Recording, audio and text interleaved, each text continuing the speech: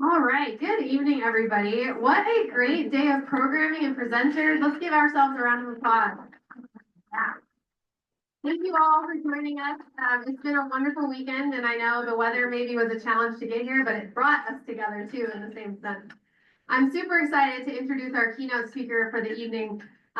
She is somebody that we have come to know well at Montana Farmers Union. I've had the pleasure to be part of some leadership programming with her, and I'm just really excited for you all to have the chance to hear from her this evening.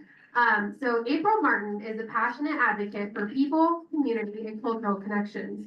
Raised on her Cheyenne tribal homelands in southeast Montana, she continues to live there, raising fat, happy cows and leading inspiring programs to uplift and support individuals. April takes pride in being an ambassador of Native culture, fostering understanding through storytelling and meaningful conversations. She believes in the power of stories to connect us all and is always eager to listen, learn, and share. Please help me in welcoming April.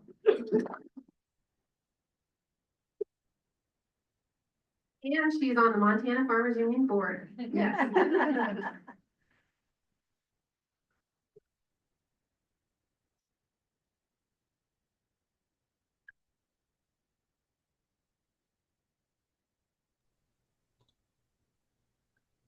There we go. All right. Good evening, everyone. I'm so excited to be here with you. I've been having a lot of fun learning about Farmers Union and being on the board. So I'm really bummed that I'm not there in person with you, but we'll do what we can. So as Rachel mentioned, I am the director, the effector of the Wild Rose Center, which is a community resource center and retreat in southeastern Montana on Northern Cheyenne homelands. I want to share some stories and some storytelling tonight with a little bit of my tribal culture and some other tribal culture thrown in. And I believe that everyone has a beautiful story. They can be powerful and they're great when you're trying to build community. For Cheyenne people, we only tell stories in the winter. And it's really interesting. I think a lot of other tribes do, but I'm really just kind of speaking about the one that I know, which is Cheyenne. And if I had to guess, I would say that the other 3 seasons, if you think about it, a long time ago, everyone worked really hard. We were gathering foods, we were on the move or whatever. And so I can remember sometimes asking, and they would say, oh, just because of the way it is, we only tell stories in the winter. And geez, you're nosy. So I kind of gave up asking. Winter for Cheyenne people, if you think about the medicine wheel, which has got red, black, white, and yellow on it, those represent the 4 seasons. And so winter for us is north, and it's white. And the color white represents elders and wisdom. And I know a plant person, an ethnobotanist, who tries to gather the plants on the north side because he believes, like women, they are the strongest as they live in the most adverse conditions and carry the most medicine. And as women, we carry our children and the family with us always. We know that we as women are resilient, strong, and as ranch, farm, or ag women, we are some of the toughest people we know. We are the ranch hand, the wife, the daughter, the mom, the bookkeeper, and we can end up being or feeling isolated. Sometimes we long for community without even knowing what we're looking for. I love this conference, and I really wish I was there for the hot tub, but we can use this time to relax and have a little bit of fun. I know from some of the programming that I do here that science has proven doing something creative is a good stress relief. And I think some of you had a hard drive in yesterday. And so I'm hoping that today was fun and relaxing. So we'll do a little bit more. You're going to get a paper and a pen if you don't already have one. If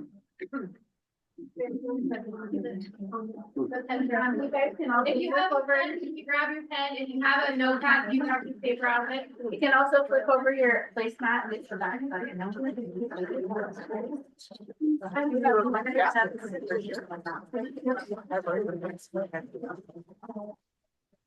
Okay. When you have, oh, somebody needs a.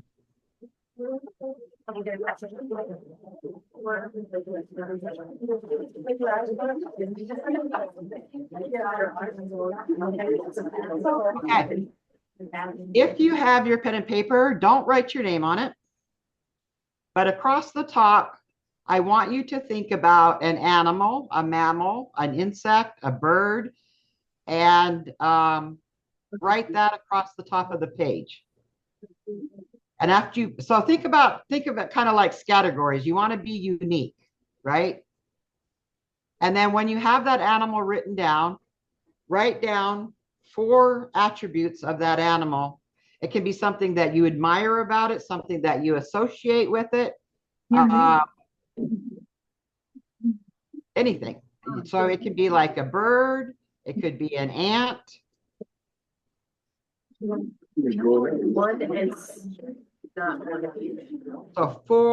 just 4 things about that particular animal or critter that you have picked.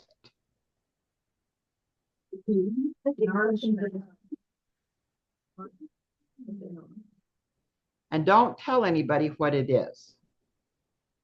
I see all of those hands going over. When you're finished, just put your pen down. You write a name at the top and then the 4 attributes that you use. Does it have to be a real animal? Absolutely not. Nope, be real. If you want to be a unicorn or you want to write down a unicorn, let's have a unicorn. Okay. When you have that and you put your pen down, I want you to just set for a moment, and I want you to set with your feet about hip width, kind of really set up in your chair and ground yourself. And I want you to put your hands on your knees. Hands on your knees, just kind of set, relax, and we're going to ground. And this is really an interesting pose. It kind of grounds you, it makes you present. But the other thing it does is really helps you clarify when you're thinking. So I see some of you, gentlemen, don't have your hands on your knees. I did. I'm very proud of you. Okay. Rachel's going to come along and collect your papers. But while she's doing that, I want you to just take 4 breaths in. Just kind of breathe and relax while she collects those papers.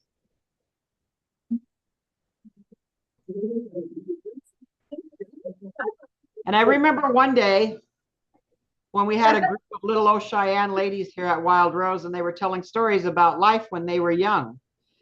And one of them, and I want you to picture this little tiny, she's maybe 5'2" tall, little round face, and just smiling. And she had just a joyful presence about her. And she was going to tell me this story about one time when they went to Miles City. So I live in southeastern Montana. So Miles City is by car about 3 hours north of me. And when we were put on this reservation, we used to travel, of course, by wagon and train, or by wagon. And it would take about 3 or 4 days. So she said one day or one year, they were going in the spring. They would go in the fall and get maybe some new material for clothes and maybe a new coat and some shoes or something like that. But in the spring, they would go in and get the seeds for their garden and, you know, whatever else they might need. And so she said one year when they were going, something happened to the wagon, and it took them a little bit longer than it normally did. And she said her dad was running around after they finally got to Miles City. And if I had to guess, if you know that country down there, it probably rained and it was probably gumbo, because that's really common in that area, right? So he had set up the camp down along the river in the cottonwoods, and was kind of feeling pressed for time. I think they maybe probably had to get back. And they had the whole family with them, and the mom had a little baby. So she told her dad, she said, I can go get the garden seeds. I can get everything that you need. She said she was about 10, maybe 12 years old, something like that. And he was like, oh, I don't know. That's kind of important because they didn't really have a grocery store. And she said, no, no, I can do this. I can do this. And so he gave her a list and told her what to go get. And she said, sure enough, I went to the store and there was this great big bin and it had a whole bunch of little compartments in there and a little scoop and it had tons of different kinds of seeds, right? And she said, so I got a few carrot seeds and she said, oh, they were just so tiny. And she said, I got some cabbage and she said, I got some corn. And she said, and I really liked watermelon, so I got some watermelon seeds. And then she said, I did get some potatoes, seed potatoes. And then she said, I saw another bin of watermelon, so I got some more watermelon seeds and a few radish. And then she said, I found a third type of watermelon. And she said, I got some more watermelon seeds. And she was really happy. And she said, I got everything. Pretty soon she had a nice sack of seeds. No money, went back, stashed them in the wagon, said, Dad, I got everything I need. Did you get corn? Yes. Carrots? Yes. Cabbage? Yes. Off they went. So they got back and she said her dad was working on a fencing project over by Bernie or someplace. And so he told them, the family that was left at home, make sure you get the garden planted. It was all tilled up and ready to go. So she said, we did. While he was gone, we got all the seeds planted, her and her siblings. And pretty soon, of course, beautiful when a garden comes up, here came the garden, all the little things poking through. And she said she watched her dad walk out there and said, he come back in and he said, did you get everything planted? Oh, yes. Did you plant carrots? Oh, yes, definitely. Did you plant some cabbage? Oh, yeah, we planted cabbage and corn. And he said, okay, well, everything's coming up pretty good. This is looking good for us. Good job. And then he come back and went out there, a few weeks later, and it was coming up some more. And he come back in and he asked his wife, he said, have you been getting anything out of the garden? And she said, oh, we had some radishes and we had some lettuce, things like that. And he said, okay. And he asked his daughter again, did you plant everything I told you to? And she said, oh, yes, I planted corn and I planted watermelon. And Dad, I really like watermelon. And he said, well, what did you plant the most of? And she said, well, 3 types of watermelon. And she said, so you kind of know where this is going. She said, when the garden came up, she said, I will never forget almost every night my dad coming in, loading up watermelons and taking them off to trade with the neighbors for things that they could get through the winter with. And it was just the cutest thing because she just loved watermelon. And this was probably 70 years later. And I have to tell you, she wasn't contrite at all. She just had the most wonderful time growing having watermelon all that year. So it just really reminded me that, you can appreciate, find something of value to you and just stick with it no matter what happens. You might have lots of watermelons. So Rachel's going to have you guys partner up. And then she's going to hand back some sheets. And make sure that you don't get your sheet with the animal on it, if you would. And you're supposed to partner with somebody you don't know very well. Hopefully you're sitting near somebody that you can partner with that you haven't had the chance to chat with.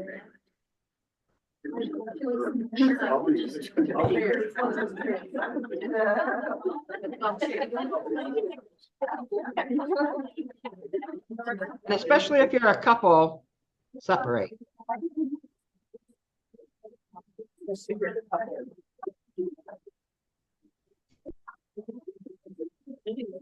I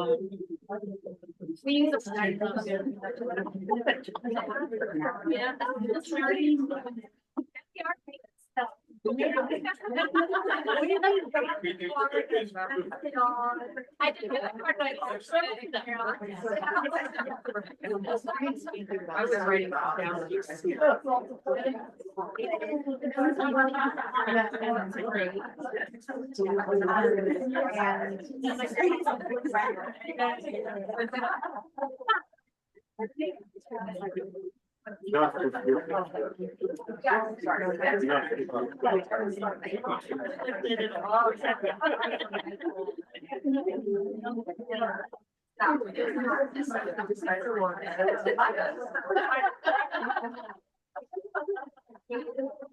Yeah.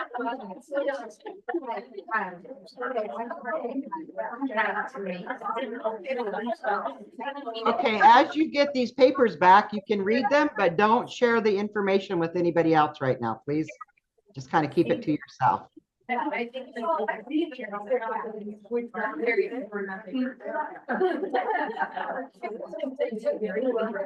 If that's your box.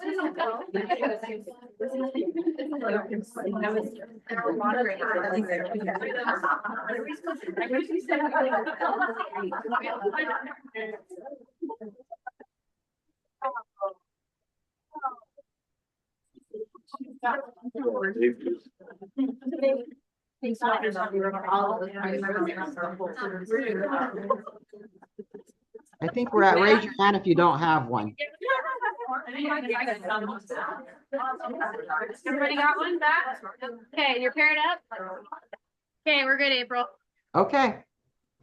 So before we talk about those, I want to tell you one more story about gardening here in my area. My grandmother was this beautiful, tall, elegant Cheyenne lady, and she was one of 3 daughters, and they were all known to be really great horsewomen. They were raced horses and great riders, and there were 2 tall ones, 1 tiny one, and they had long black braids when they rode around, and they spent all summer on their horses, just riding out in the hills.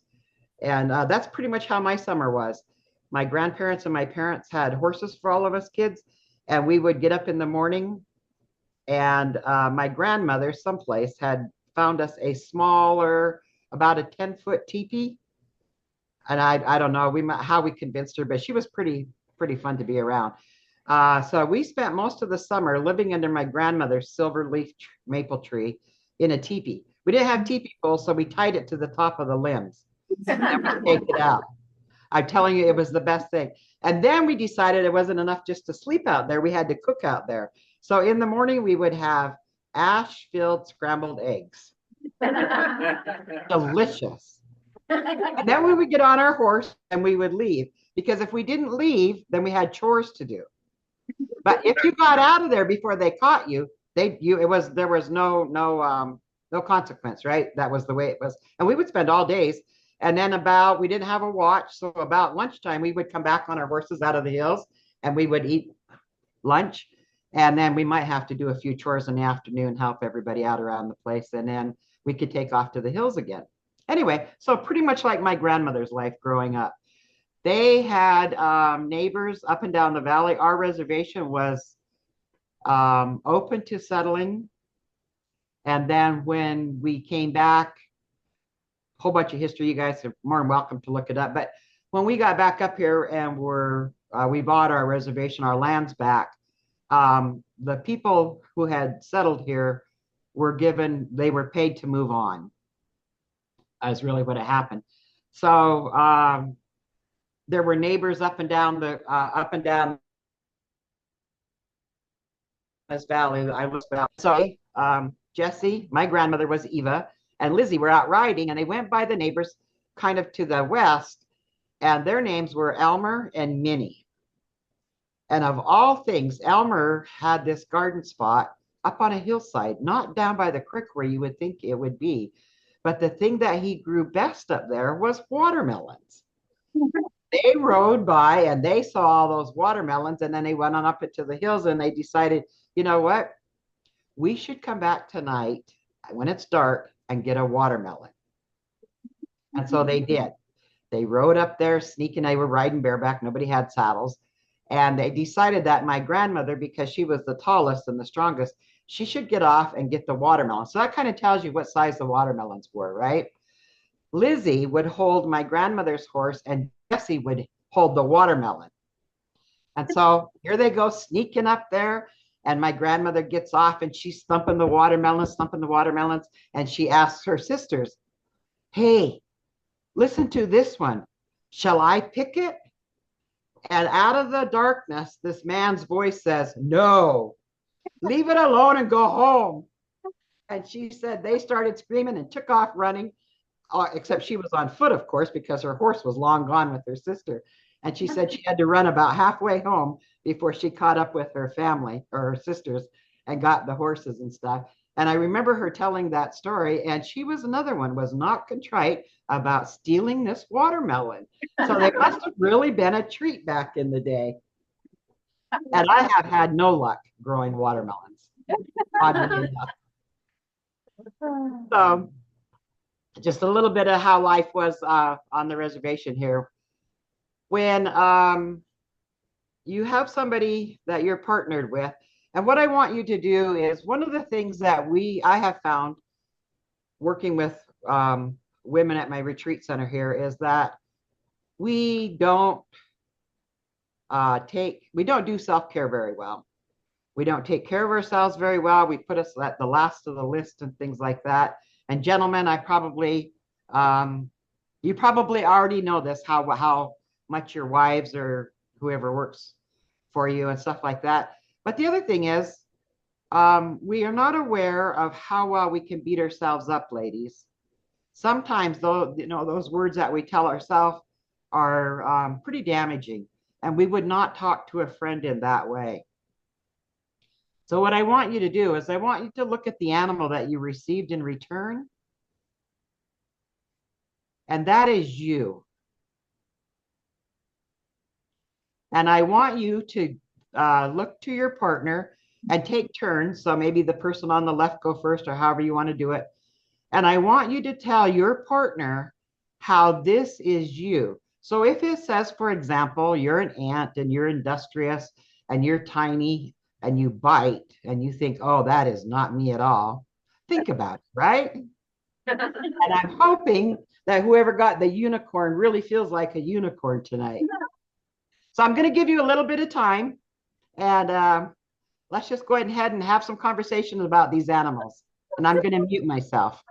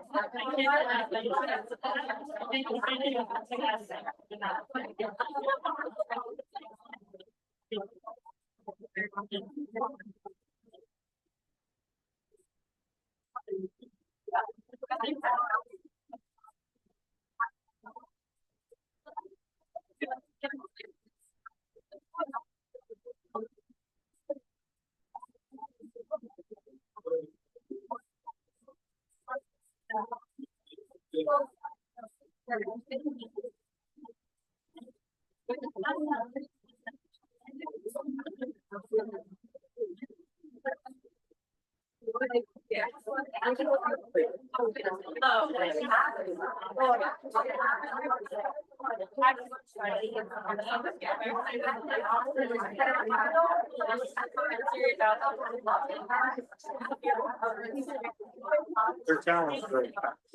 Even though they participated for a festival, their talent is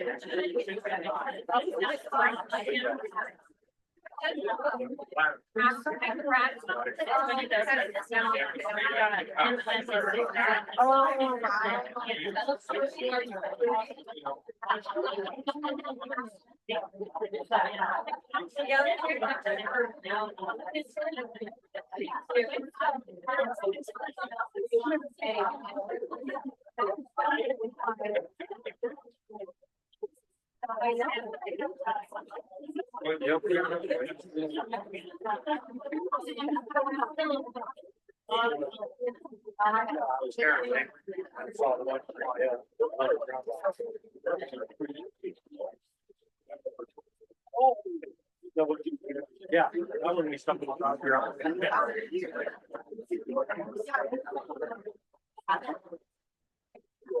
You're putting a mid roller on. Oh,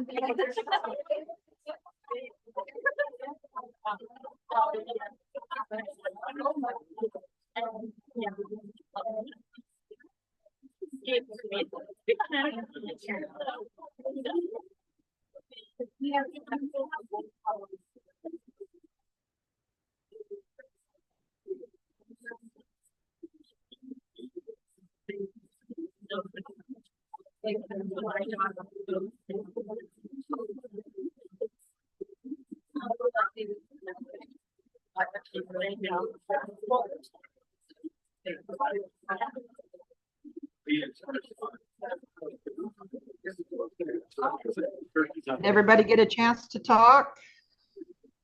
Yeah. Who was the unicorn? Raise their hand. Who had unicorns? Was there, who was the fantasy animal? Ooh. No? It Ah, was, okay. he was a jackalope. Oh, interesting. Interesting. So what are the attributes of a jackalope?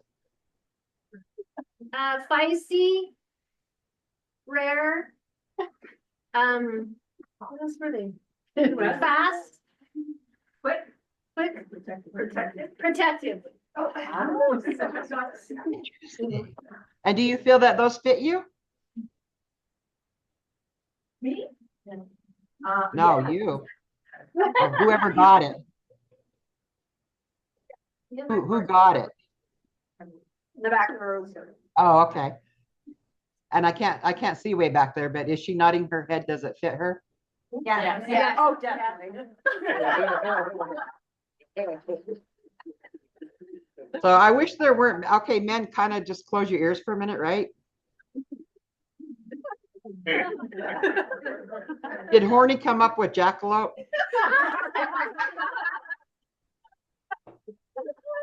Okay, off track, off track. I just had to throw that in there. So I want to share one more story with you tonight. I know that you've got hot springs to get to, so we'll kind of move right along. This is a story about a little star, and if it is on YouTube if you want to go look. And the lady telling the story on YouTube is from Standing Rock, so she's Dakota, and her name is Mary Louise Defender. And how I come to know of her was she was one of the Miss Indian Americas when I was a child. And Miss Indian America pageant was held in Sheridan, Wyoming, which is just south of my reservation. And my grandmother would take my sister and I in there every year. And it was exposure to different tribes and beautiful women who were educated and well-spoken and representing Indian people. And it was just this amazing thing for me. And we would go spend the whole week in town. But she's the one that tells the story. And so back, she says, when time was new and everything was new on the planet, everything was kind of doing, growing what it was supposed to be, growing and doing everything. And this little star was really curious and really nosy. So something he has in common with me, I think. And he went down and he looked at the waterfalls and he thought, oh, those are pretty. And he went down and looked at all the animals that are out in the countryside. And he thought that was pretty neat. And he just kind of was cruising around the world looking at everything.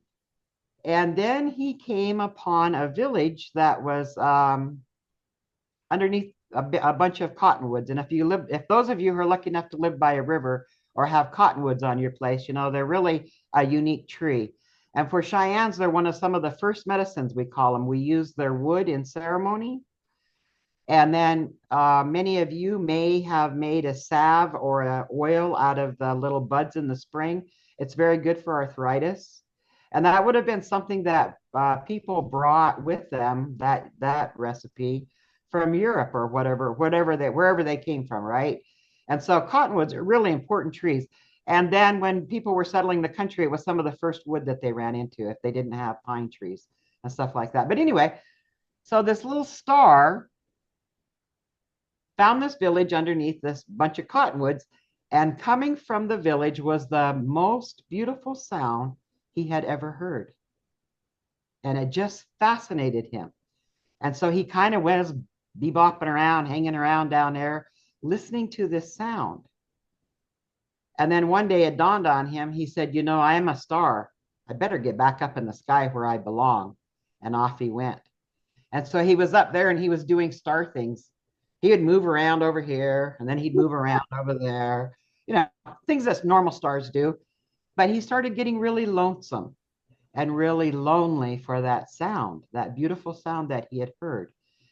And so he went to the big stars and he said, I heard this most beautiful thing when I was down there by this village. And he said, can I go live down there?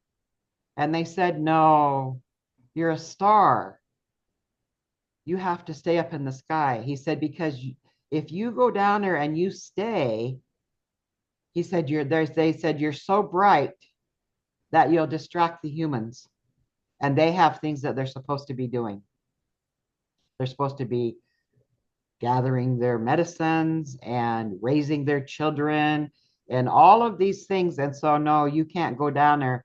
And he said, all right. So they put him back to work up there. And they said, you move over here this time and move over here about this time and all the things that stars are supposed to do.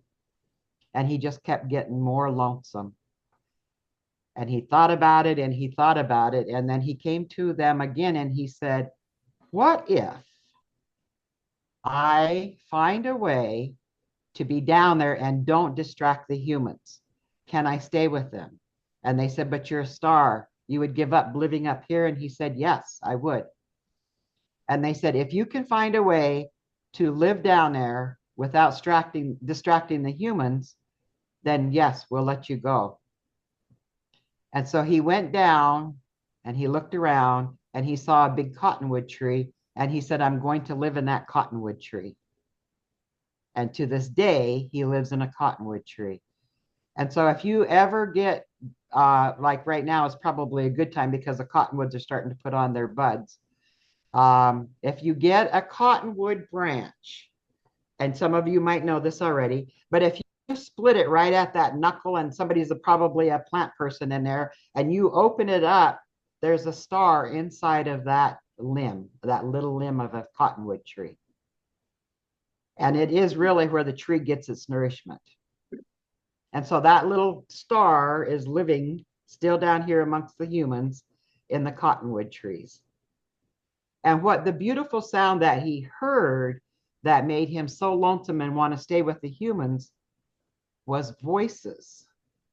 It was people in the village saying nice things to one another and talking to one another in a good way, just like you guys were doing a little while ago. You built a community, you said nice things to one another, and that is what prompted that little star to want to stay down here. So if you ever get around a cottonwood this year, open it up. Just take your knife or whatever and kind of crack it open and look for that star in there.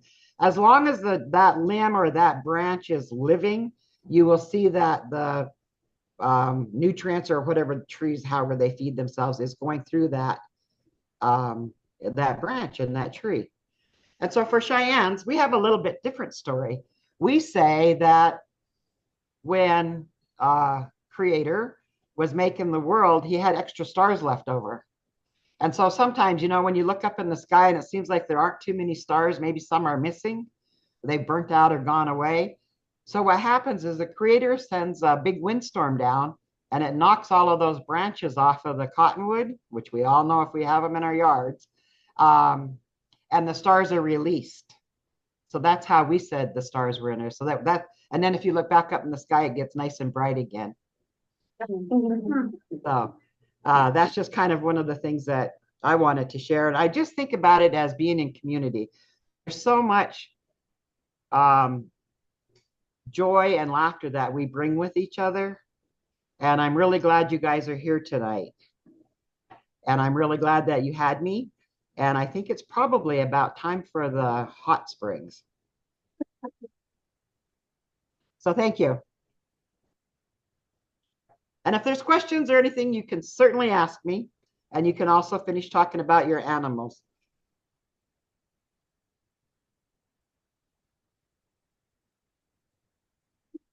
Any questions for April?